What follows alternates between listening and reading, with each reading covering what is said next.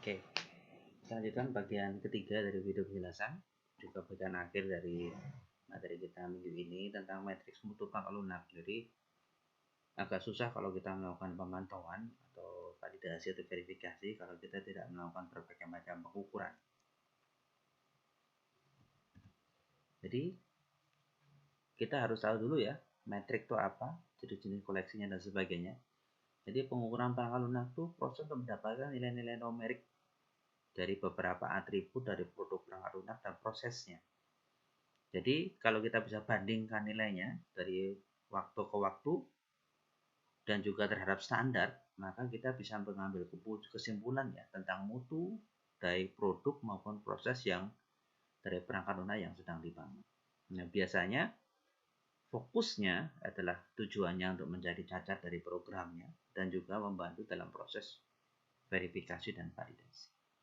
Nah, metrik itu dibagi dua, itu metrik namanya metrik kontrol dan juga yang kedua adalah metrik prediktor atau memprediksi gitu ya tujuannya. Nah, kebanyakan mutu yang biasanya dinamakan dengan elitis ya, maintainability, sustainability, reliability dan sebagainya itu aspek-aspek dari mutu tidak mungkin dapat diukur langsung dengan menggunakan data-data historis dari metrik tersebut. Sebagai gantinya biasanya ada atribut-atribut lain yang diukur sehingga nanti faktor-faktor elitinya atau elitisnya itu bisa diderivasi atau ditangkap secara tidak langsung berdasarkan atribut-atribut yang terukur tersebut. Terus kemudian sejak awal itu kondisi-kondisi batas dari semua pengukuran atau boundary dari semua pengukuran harus dibangun dulu. Kemudian nanti kalau sudah datanya terkumpul, mungkin ada revisi dari batasan-batasan atau boundary-boundary yang telah dibangun itu. Nah, biasanya untuk melakukan proses pengukuran proses dan produk, kita harus pilih dulu ya apa yang mau diukur. Kemudian kita memilih juga komponen yang akan dikaji untuk diukur. Ya, komponen yang diukur ya biasanya komponen yang penting atau inti atau critical komponen. Kemudian komponen tersebut kita ukur. Pengukurannya sedapat mungkin dengan perangkat yang otomatis ya, supaya tidak menghabiskan terlalu banyak waktu dan biaya. Kemudian kita mengidentifikasikan apabila ada anomali dalam pengukuran. Anomali itu biasanya apa? Misalnya secara konsisten nilainya tinggi atau secara konsisten nilainya rendah. Yang biasanya itu banyak ditemukan di pabrik. Terus kemudian kita menganalisa ya komponen anomali itu, kita mengungkapkan mutunya baik atau tidak dan berbagai macam solusi lainnya. Nah, ini contoh dalam software itu contoh metrik prediktor untuk analisa, misalnya untuk code reuse atau penggunaan kembali kode dengan SLOC line of code. Kemudian ND atau nesting depth dan sebagainya gitu ya. Jadi kalau misalnya kalau nesting depth-nya lebih dari 5 berarti dia keterbacaan rendah. Ada risiko juga bisa dibaca. Jadi dengan nilai-nilai tersebut kita bisa mengasumsikan atau menarik nilai dari atribut mutunya. Ada juga yang namanya untuk kontrol gitu ya. Misalnya aging dari STR dan sebagainya yang menunjukkan bahwa produktivitas rendah. Atau volatilitas kebutuhan. Kebutuhannya berganti-ganti terus, bergerak-gerak terus, berarti adanya scope creep. Scope creep berarti ruang lingkupnya tidak stabil. Nah, metrik produk itu sendiri juga dapat dikategorikan dua ya, metrik yang sifatnya dinamis. Jadi metrik yang dinamis itu apa? Metrik yang hanya dapat diukur pada saat program tersebut dieksekusi. Jadi dia bisa membantu untuk mengkaji efisiensi dan kehandalan dari produknya. Ini contohnya misalnya waktu eksekusi, terus memory footprint, MTBF dan sebagainya. Terus yang kedua, metrik statis. Jadi metrik yang dilihat dari programnya atau kodenya. Tidak perlu dijalankan, bisa diukur begitu ya. Jadi mengukur parameter dari produk akhir, biasanya yang diukur di sini adalah kompleksitas, tingkat pemahaman dari source code atau kode sumbernya maupun tingkat pemeliharaan dari produk.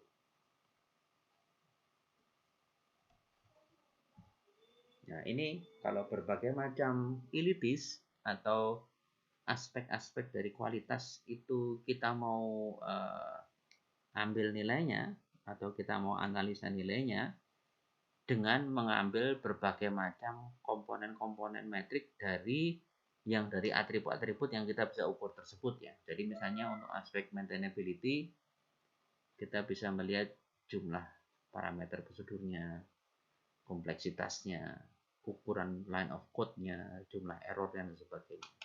Untuk kemudahan pembacaan, kompleksitasnya, jumlah error. Untuk portability, misalnya jumlah prosedur parameternya, ukuran, dan sebagainya. Jadi tidak langsung, tapi kita bisa mendapatkan nilai untuk memberikan gambaran aspek-aspek mutu dari produk dan proses perangkat lunak yang dibuat. Ini contoh-contoh metrik perangkat lunak ya. Yang namanya fan in, fan out, line of code atau line of code, cyclomatic complexity, length of identifier, depth of conditional nesting, fork index dan sebagainya, dan masih banyak lagi metrik-metrik perangkat lunak banyak sekali. Kita perlu pilih yang memang bermanfaat saja, tidak perlu semua metrik dipakai. Kalau kita mengembangkan secara berorientasi objek juga ada beberapa metrik-metrik tambahan ya, misalnya DIT, depth of inheritance tree, method fan in fan out, weighted method per class dan sebagainya. Terus kemudian juga number of operating operation dan sebagainya. Masing-masing metrik itu memberikan gambaran tertentu dari kelas-kelas yang dikembangkan oleh tim pengembang, sehingga kita bisa menarik kesimpulan yang berhubungan dengan mutu perangkat lunak. Terus setelah semua itu dianalisa, nah kita bisa mendapatkan data yang cukup banyak, verifikasi validasi. Salah satu aspek penting juga dalam penjaminan mutu adalah bagaimana kita bisa mencegah timbulnya kecacatan, defect avoidance gitu ya, atau defect prevention. Jadi upaya penjagaan kecacatan adalah membangun praktek-praktek yang menurunkan ketergantungan dari teknik-teknik deteksi cacat dan menemukan mayoritas dari bug. Nah, biasanya kita bisa lakukan berbagai macam aktivitas ya. Misalnya kita melakukan lesson learn atau pelajaran yang didapatkan. Dari kita belajar kemampuan pemrograman dari orang lain atau berbagi pengalaman antar tim dalam proyek, dalam organisasi begitu ya, supaya nanti kesalahan-kesalahan yang sering muncul bisa berkurang.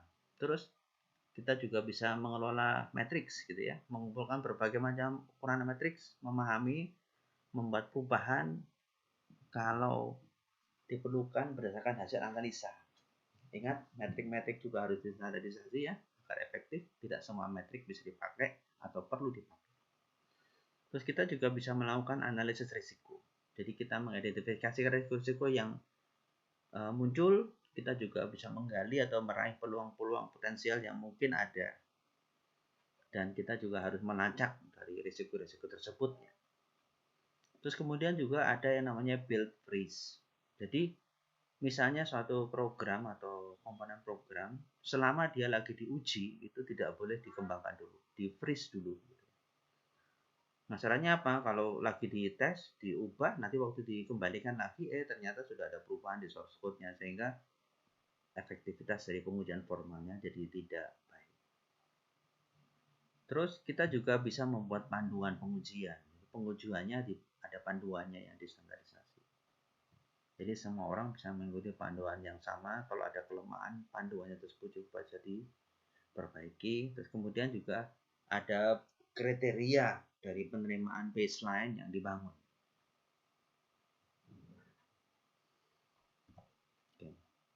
Oke, ini sedikit penjelasan tentang penjaminan perangkat lunak, berbagai macam aspeknya yang sudah saya jelaskan. Tentu saja ini hanya sekedar di kulit-kulit saja. Kalau Anda nanti tertarik untuk belajar lebih detail lagi, silakan. Banyak sekali tutorial juga di YouTube maupun di kanal-kanal lainnya. Dan juga kalau Anda lebih tertarik lagi juga nanti bisa mengambil mata kuliah penjaminan mutu perangkat lunak. Terima kasih atas perhatiannya. Selamat belajar.